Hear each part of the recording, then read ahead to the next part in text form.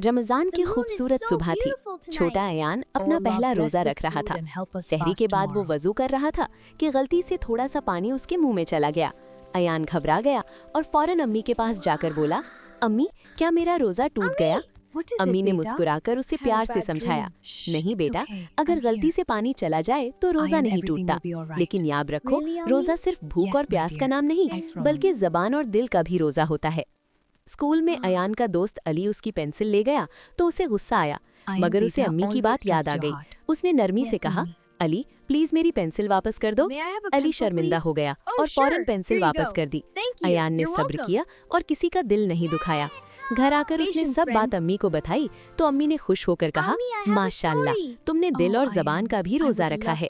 इफ्तार के वक्त अयान ने दुआ की, या अल्लाह मुझे हमेशा अच्छा बच्चा बनाए रखना। इस दिन अयान ने सीखा कि असल रोजा वो है जिसमें हम झूठ, गुस्सा और किसी का दिल दुखाने से भी बचें।